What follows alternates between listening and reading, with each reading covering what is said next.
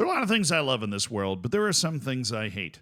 Like when it's so cold outside that it bleeds inside no matter how hard you try, so you have to wear socks or else your feet are going to be cold, right? It's been like that in New York for months, okay? And I'm tired of wearing socks. I want to let the boys breathe, but I can't do it. I got to be wearing slippers. I got to be wearing socks, or else I'm going to have to get my feet amputated like those people that get stuck on Mount Everest, right? And there's something else that I hate as well. I hate the party police, all right? Stupidest people on the planet. No logical bone in their entire body. And they were out in full force, and they are usually just butthurt fans of the other team. I have really bad news for you. If you're a fan of a club and you lose, or maybe you draw when you're not supposed to, right? Because as much as we'd love to live in a world where only winning leads to celebration, sometimes Tahiti's playing against New Zealand, and a draw is a win, right? And a loss that's close is still a win, right? Like there are levels to this. Sometimes, I mean, if you're American Samoa or whatever, scoring a goal is the win. When Tahiti went to the Confed Cup, they scored a goal and celebrated like it was, I don't know, Tahiti Day. I'm uneducated on this fact. I'm assuming there's some sort of Tahitian holiday, and they were celebrating like it was that. They did the whole canoe celebration, even though I think they ended up losing the match that they played 8-1. You know why? Because that goal was unexpected. They did better than they thought they were going to do. They did better than other people thought they were going to do. And that's the standard for celebration, right? But to be perfectly honest, if you achieve anything, you have a right to celebrate it. You're the one that achieved it. You get to decide its importance to you. And every once in a while, if you got a Premier League club playing against a League Two club, and the Premier League club's up 5-0, they score a goal and somebody breaks out like a massive, choreographed celebration for scoring against part-timers, I'm okay with making fun of them a little bit. But I feel like they are inviting that kind of fun. And usually when that sort of thing happens, it's in good spirits or somebody on the other team was talking a lot of trash and deserved it. All right, but when we're talking about Liverpool and Everton, shut up.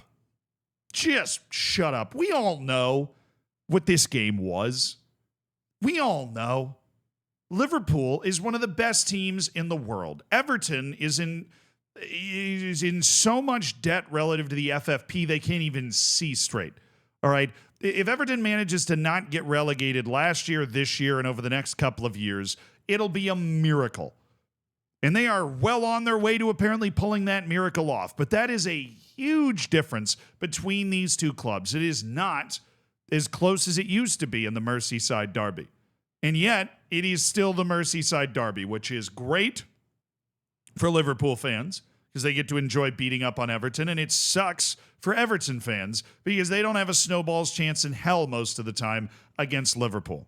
Right? They're going to need all the help in the world. They're going to need the ref, Michael Oliver, to just be Michael Oliver. They're going to need a raucous home crowd on their side. And they're going to need a fortunate bounce of the ball or 2 or 10 in order to get a good result. And everybody knows it. Which is why when Everton scores a last second or past the last second equalizer, they deserve to go nuts. They deserve to go crazy. And that is before you even consider anything else. I mean, I love HLTCO on Twitter. But there was somebody, Football Breaking, right, that dropped this tweet and got rightfully slammed for it. But they were not the only person either that dropped a message like this after the game. I mean, Virgil van Dijk himself dropped a similar message. Congratulations to Everton on winning the Premier League, FA Cup, League Cup, the Ashes, the Six Nations, and the Grand National. You accomplish absolutely nothing saying something like this, right? Immediately, everybody's going to assume you are a Liverpool fan if you say something like this. I don't know if I don't care about this person enough to know if they are or not, which is fair. Right, I only have so much emotional investment I can invest, and I just haven't emotionally invested in figuring out whether they are a Liverpool fan or not. This is just a horrible take. And to be perfectly honest, if you're an Everton fan, you're celebrating this like you won some of those things for so many different reasons. Not to mention, this is your number one rival that you managed to tie in the last second. I don't care what rivalry it is. I don't care what country you're in. If you're the better team, if you're the worst team, if you tie the game in the last second, you're against your hated rival, you're going to get this type of reaction anywhere, any proper football stadium, any proper sport, right? If the United States scores a last-second equalizer against Mexico, this is my living room. Okay, this is what it looks like. It's what sport is all about. A last-second anything that changes the final result. It's the brilliant excitement. It's the despondent, despair, and everything in between that you get from those emotions right at the end of the game. And I haven't even sprinkled in the most important part yet. This is the last Merseyside derby at Goodison Park. They are moving to Bramley Moore Dock next year.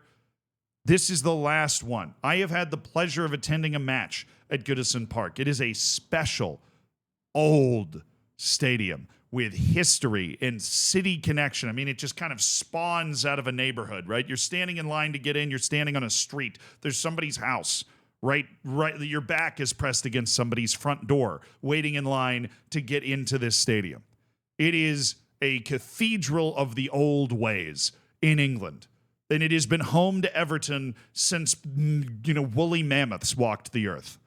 And this is the last Merseyside derby that they were going to play in it. I'm sorry. Anybody with a take like this, and this includes Virgil van Dijk, is a salty bitch. Like, really. You just are. And that's fine. I mean, Virgil van Dijk's post-match press conference, he said that we know this is their title game. We know this is their biggest game of the season. Well, it's not for us, So trying to insult Everton. Like Everton fans and players don't know who they are, right? They don't have Real Madrid midweek next week. All right, they know exactly what they are. It's been shoved in their face repeatedly over the last 5 years, right? Like there is no illusion anywhere in Goodison Park or anywhere on that bench about exactly how big the gap is between Everton and Liverpool. Virgil van Dijk is accomplishing nothing other than making himself look petty in that particular moment. But if I was Virg, I'd probably be saying the same thing because it is frustrating and hard to watch in a hated rivalry like this. People you are better than, and Liverpool knows they are better, be able to celebrate like this. There are certain moments in sports that you're just never going to get back, right? Because most of the ethos of sports is if you don't get them this time, don't worry, you can get them next time. But every once in a while, and one that comes to mind in the U.S. sporting ethos, like in the American sporting ethos, is Coach K, Coach Mike Krzyzewski, who is a college basketball coach of incredible legend. Think Sir Alex Ferguson type aura, legacy.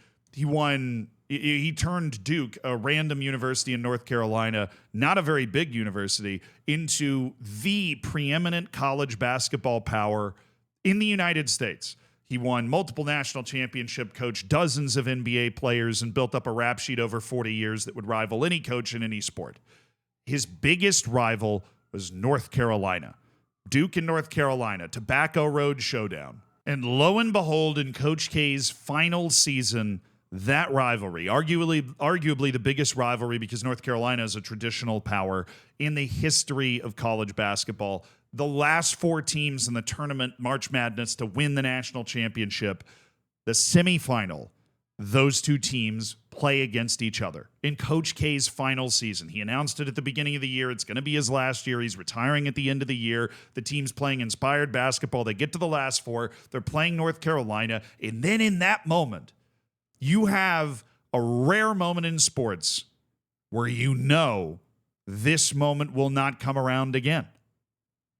There is no next time. There is no, we'll play North Carolina in the semifinal some other point. This has never happened in Coach K's entire career, that he's playing North Carolina this deep into the tournament.